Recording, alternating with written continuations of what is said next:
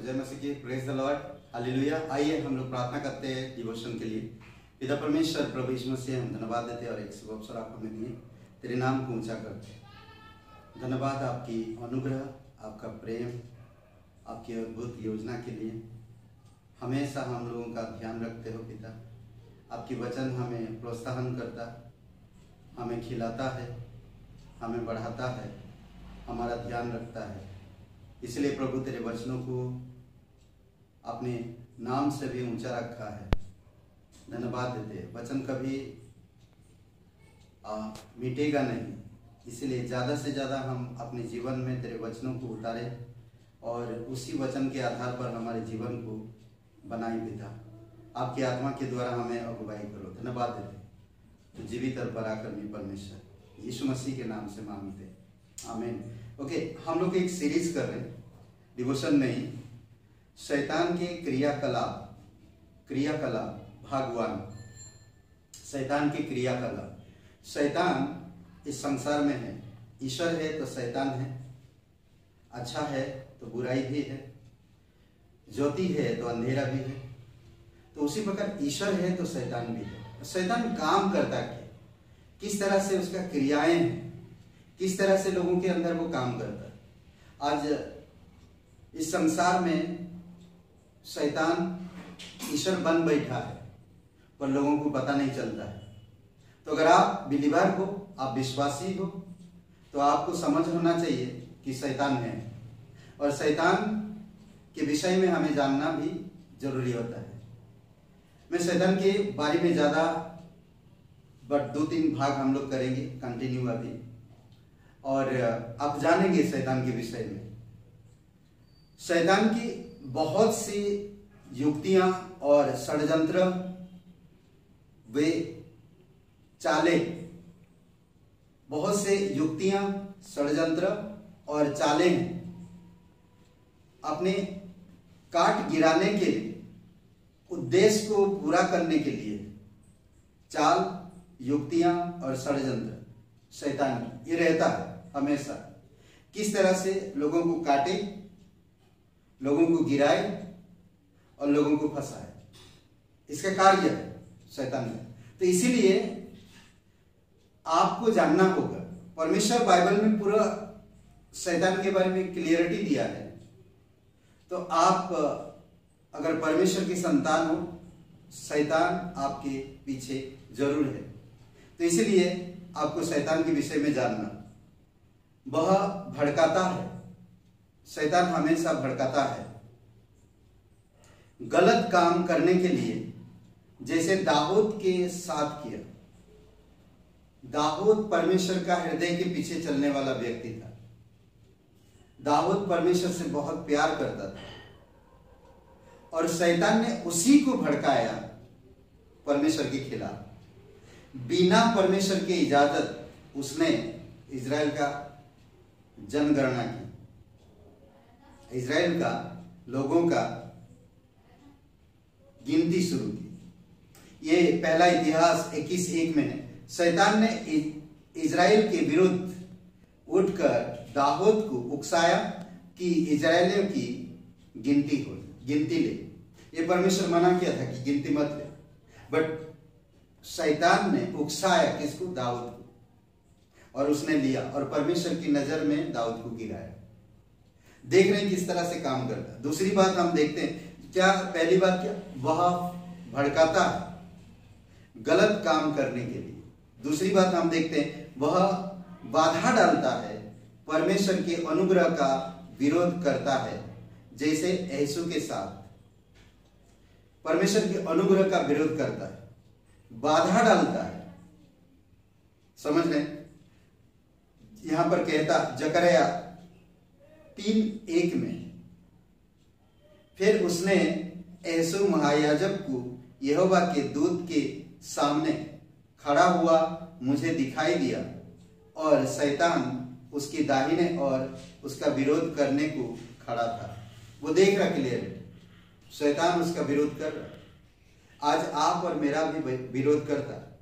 कई बार आपको संसार की चीजों में आपके मन को ले जाता है परमेश्वर की योजना से बाहर। तो क्या कर रहा, परमेश्वर के अनुग्रह के बारे में आप सोच रहे, परमेश्वर की योजना के बारे में आप सोच रहे हैं, परमेश्वर की दिए हुए समझ ज्ञान के बारे में आप सोच रहे हैं, बट शैतान आपका विरोध, उस चीज से विरोध करके आपको संसार में ले जाना चाहता और ऐसे चीजों में आपको रखना चाहता, और आप देख पाएंगे, समझ पाएंगे कि शैतान आपका विरोध कर रहा है। वह परीक्षा लेता है, हर एक विश्वासी का परीक्षा लेता है लाभ प्राप्त करने के लिए, जैसा मसीह की किया, लाभ प्राप्त करने के लिए। मत्ती का 4:10 में क्लियरिटी दिया है यहाँ पर कि शैतान किस तरह से यीशु मसीह को लाभ पहुंचाने के लिए उसकी परीक्षा लेता है, और वो परीक्षा में लाभ देता है।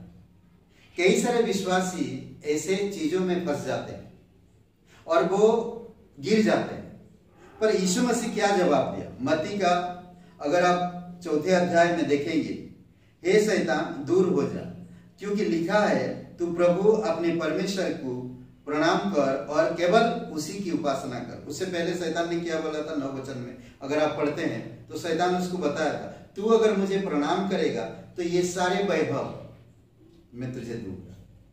आज लोगों को क्या चाहिए? यही तो चाहिए, तू मुझे प्रणाम कर। शैतान बोलता तुम मुझे प्रणाम करो, तुम मुझे पूजा करो, तुम मेरी उपासना करो, तो मैं तुम्हें सब कुछ दूंगा। आज लोग वही करते हैं। बहुत सारे लोग बहुत सारे रुपयों को पूजा करते हैं, अपनी करियर की पूजा करते हैं, अपनी दुकान की पूजा करते हैं, अपनी वाहन की पूजा करते हैं। कई सारे लोग अपनी समझ की पूजा करते हैं। तो इसीलिए शैतान को आसान होता है उनकी परीक्षा लेने की, और वो लाभ पहुंचाता है, लाभ देता है।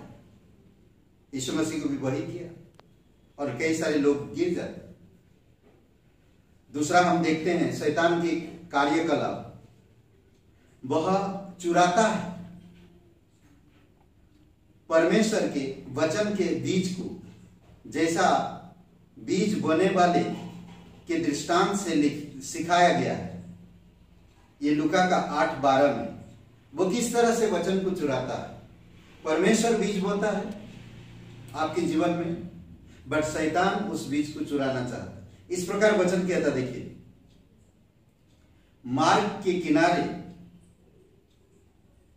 किनारे के वे हैं जिन्होंने सुना, तब शैतान आकर उनके मन में से वचन उठा ले जाता है, या उठा ले जाता कि कहीं ऐसा ना हो कि वे विश्वास करके उद्धार पाए। जैसे वचन गॉस्पेल डाला जाता है, सुसमाचार सुनाया जाता है, वो तुरंत चुरा लेता है। बहुत सारे लोग देखेंगे आएंगे बोलते नहीं आते। क्यों? क्योंकि वचन जो डाले हैं आपने, वो वचन को चुरा लेता है। आज विश्वासी जीवन में भी यही होता है। परमेश्वर जो वचन डालता है वो चुरा लेता है, और शैतान का स्वभाव है, उसका चाल है कि मैं चोर हूं और मैं चुराऊंगा, और वो चुराता है। नेक्स्ट बात हम देखते हैं कि वह इच्छा रखता है कि हमें परमेश्वर के छानबीन करे, जैसा मसीह ने पतरस से कहा। छानबीन, वह इच्छा रखता है कि हमें फटके छानबीन करे, जैसा मसीह ने पतरस से कहा। लूका का 22 अध्याय वचन 31 में वो फटकने के लिए छानबीन करता है, किसको पटक दे। इसमें वचन लिखता है इस प्रकार, हे सिमोन, यीशु मसीह कह रहा है, हे सिमोन, देख शैतान ने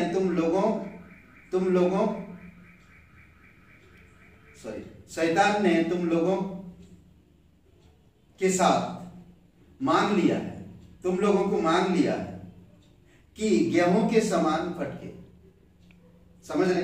फटके, जैसे खेती में वो पुआल काट के लाते हैं और उसको पीटते हैं, उसको निकालते हैं, उसी प्रकार विश्वासी जीवन को फटकना चाहता, ताकि जो भी परमेश्वर की ब्लेसिंग है वो हट जाए। परमेश्वर की योजनाएं आपके माइंड से खत्म हो जाए, परमेश्वर की इच्छाएं आपके जीवन से चले जाए। समझ रहे? ये हमेशा करता शैतान। नेक्स्ट बात हम देखते हैं, वह परिवर्तित करता है अपने को एक चमकाते हुए दूध के समान, दूध के रूप में हमें बहकाने के लिए, जैसा पौलुस ने चिताया, हमें दिखाया, पौलुस ने बताया। एक परिवर्तित करता, वो अपने आप को परिवर्तित करता कि मैं ईश्वर हूं, मैं एक स्वर्गदूत हूं चमकने वाला। वो चमकने वाला स्वर्गदूत का रूप ले सकता है। पौलुस इस प्रकार लिखता कुरिन्थियों की किताब में, दूसरा कुरिन्थियों का 11:14 में इस प्रकार कहता है, मैं 11:14 में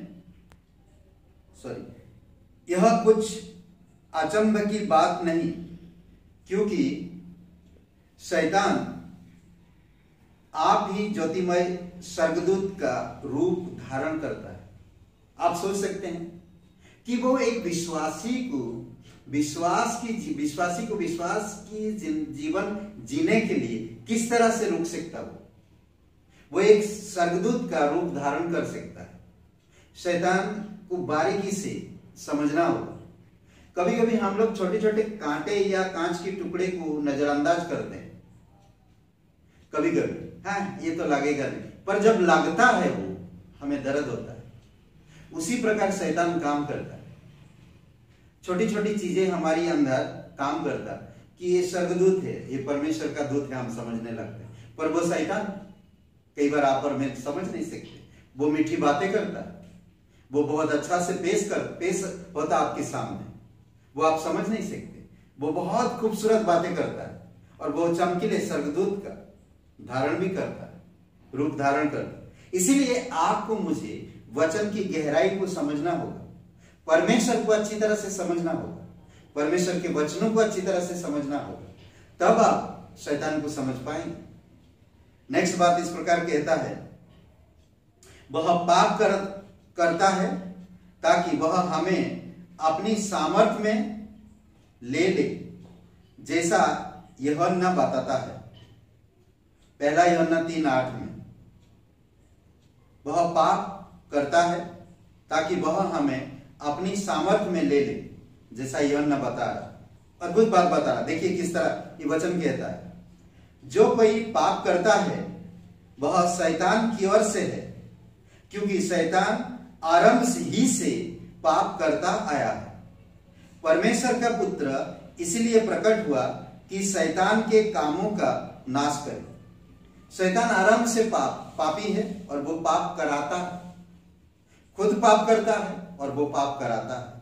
ये विश्वासी, अगर आप हो, परमेश्वर में बढ़ रहे हो, तकलीफ है, परेशानी है, कई बार आपकी इमोशनल, कई बार आपकी भावनाएं, कई बार आपकी लालसाएं, कई बार इन सब चीजों को वो इस्तेमाल करता है। तो इसीलिए आपको बहुत सावधानी पूर्वक ध्यान देने की जरूरत है, समझने की जरूरत है। वो आरंभ से पाप करता आया है।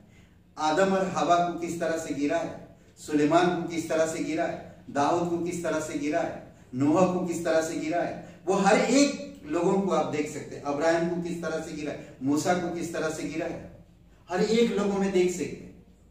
हर एक लोगों में कैसा लोग गिरा, शैतान की जाल में फंसे, कैसे पाप की और परमेश्वर की प्रतिज्ञाओं के देश में प्रवेश करने से, परमेश्वर की प्रतिज्ञाओं को प्राप्त करने से, परमेश्वर की ब्लेसिंग को प्राप्त करने से रुक गए।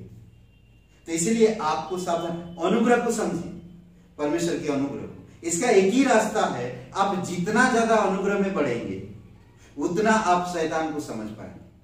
अनुग्रह को ज्यादा लीजिए, सच्चाई में बढ़ेंगे, धार्मिकता में बढ़ेंगे। अनुग्रह आपको वो चीजें देगा जो आप कभी नहीं जानते और ना कभी प्राप्त किए। शैतान के क्रियाकलाप भाग 1। नेक्स्ट जो आएगा, शैतान के कार्यकलाप भाग 2।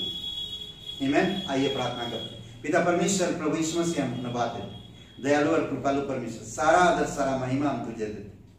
धन्यवाद इस दिन को, इस समय को प्रभु यीशु, तू सच्चा परमेश्वर, तो जीवित परमेश्वर है। आप हमें ज्ञान दीजिए पिता, हमें वो समझ दीजिए पवित्र आत्मा के द्वारा कि हम शैतान की षड्यंत्र, शैतान की चाल और शैतान की सारी युक्तियों को समझ सके और हम उसका सामना कर सके। आपकी आत्मा के द्वारा हम सीख नहीं सकते और ना ही उसको समझ सकते। आप हमें मदद करें। धन्यवाद यीशु नासरी के नाम से मांगते हैं, आमीन। हे ब्रदर एंड सिस्टर, सबको जय मसीह की, प्रेज द लॉर्ड। इस सीरीज को आप देखते रहिए, आमीन, आमीन।